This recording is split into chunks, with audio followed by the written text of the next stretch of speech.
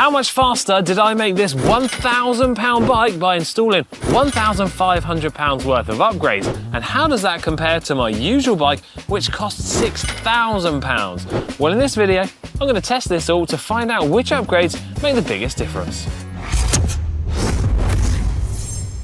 Previously on GCN, I rode Canyon's entry-level bike at race speeds to prove to the world that it's not all about the bike when it comes to performance. And instead of celebrating this, there was outrage by hundreds of people that said I had completely lost the plot by spending an extra £1,500 upgrading a £1,000 bike. And while to some extent I agree, I thought, right, you know what I'm going to do? I'm going to reverse engineer these upgrades and see how much difference they make in terms of speed.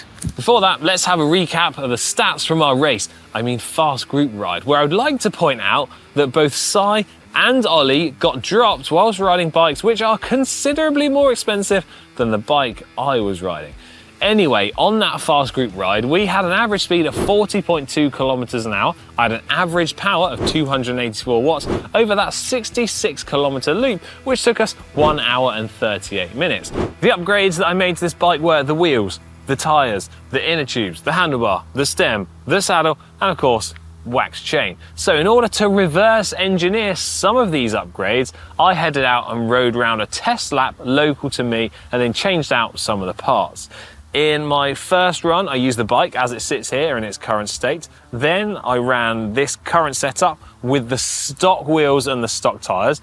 Then I used the stock wheels, but upgraded to the upgraded tyres and the upgraded inner tubes. And then finally, for a little Brucey bonus, I did exactly the same test loop, but on my usual Canyon Ultimate CF SLX, which, let's face it, is worth considerably more than this bike. So let's run through the headline results first. On my 12.8 kilometer test loop, using the bike in its setup that I used for the fast group ride, I did a time of 26 minutes, 23 seconds, which is an average speed of 29.2 kilometers an hour. With an average power of 237 watts, which is the target which I replicated for the other laps. Not as high as on the fast group ride, but hopefully closer to the speeds and powers more relatable for most people.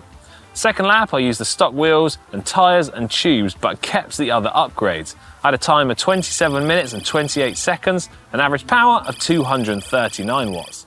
Lap 3, I kept the stock wheels but switched out the stock tyres and tubes for the P0 RS tyres and RS Smart tubes, with a time of 26 minutes, 32 seconds, and an average power of 237 watts. And then finally, run 4, my usual Canyon Ultimate, with the exact same RS tyres and tubes as I used for the other tests, with a time of 26 minutes and 4 seconds. Average power here, 238 watts. One area I didn't downgrade was the handlebars. Because of the roadside, let's face it, it's not exactly an easy job to do. But this is something we've tested in the wind tunnel before and we know makes a difference. From Ollie's previous testing at the Silverstone wind tunnel, he found that going 4 centimeters narrower on the handlebars for a road bike on a 10-mile time trial riding at approximately 260 watts would save you 10 seconds. Now remember that figure, as I'll add that into my estimates very shortly.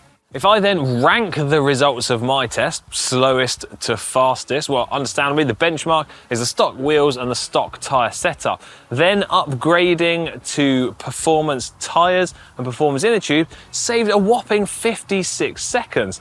Upgrading to the carbon fibre wheels saved a further 9 seconds. And then upgrading to my usual bike saved a further 19 seconds on top of all of that. And then if we consider that my test results are only from a 12-kilometer test loop and at far more sensible speeds and powers, you can start to see when you do multiply this up over greater distances and perhaps higher speeds, these upgrades start to make a much, much bigger impact. If I do some pretty damn basic estimations based on the test results that I've just done and the wind tunnel testing that Ollie's done in the past, and we multiply that up to be relevant to the 66 kilometers of the fast group ride that I did, I'm going to estimate that the £1,000 worth of upgrades are about worth 6 minutes, which is understandably the difference between not only getting dropped, but kind of just being left for dead in the middle of nowhere. Now, I do want to make this very clear. That estimate of around a 6 minute saving clearly needs to come with a couple of very big caveats. Firstly, the test results that I've gathered in this video have been conducted at much, much lower speeds. Whereas if you multiply the speeds up, you could potentially start to see an even greater saving in time. But also, the estimates and calculations that I've done are based on one individual rider, whereas riding in a group is going to start to chip away and reduce some of those time savings. So keep that in mind. The difference is in speed across these different setups is as a result of a combination of different factors and improvements across aerodynamics, rolling resistance, and reductions in weight across various proportions on different aspects of the upgrades that I've made. In terms of some of the other parts, well, the saddle is making very little difference in terms of performance, if any, but is going to clearly have a difference to the comfort that you have when you're riding your bike. And then other aspects like the Silka hot wax chain that I've got, it's a small difference here, and we're talking a watt or so in terms of pure performance. But what I think is the most important thing for me is that I've demonstrated that your body position, your tyres, your inner tubes, and your wheels are by far the aspects which make the most significant difference to the performance and how fast you can ride.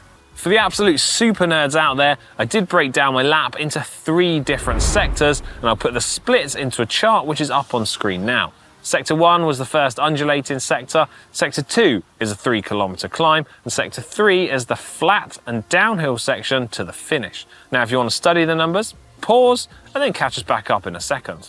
Hopefully that's given you some good insight into where those time differences have occurred over my test lap, but what we haven't exactly talked about yet is weight. Now the difference between these 2 bike setups, broadly speaking, exactly how they sit here now, is just under 2 kilograms, which I can say is very noticeable not only when you pick the bikes up, but when you jump on them to go and ride. But as we've explained and demonstrated a number of different times here on GCNTech, 2 kilograms difference in overall system weight or the bike weight isn't exactly or always crucial when it comes to performance. So what about the other upgrades that I actually made to this £1,000 bike? Well, in terms of weights, the saddle, the handlebar and stem, broadly speaking, there isn't really a significant difference compared to the standard items that were on here. The wheels and tyres are where most of the saving has come from. The wheels have saved around 700 grams of weight, and then the tyres and inner tubes, you're looking around 650 grams.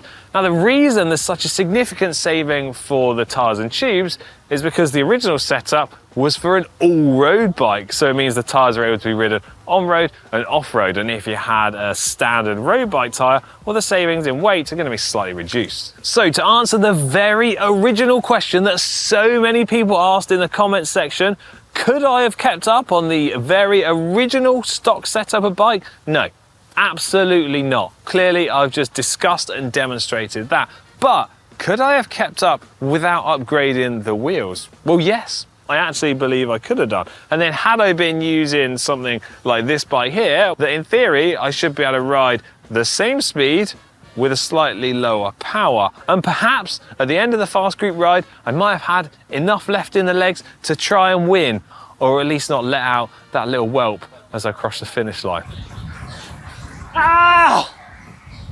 It's been really interesting to see a breakdown of where those performance improvements come from.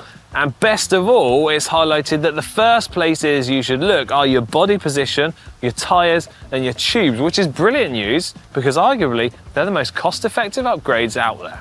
Hope you have enjoyed this video and it's been informative and helpful. I have particularly enjoyed making this video, and I am keen to hear from you guys at home, so please do get involved in the comments section down below and let me know what upgrades are most important to you. And as always, if you want to help support our channel, subscribe to GCNTech and turn on your notifications. Right, I'm out of here. See you later.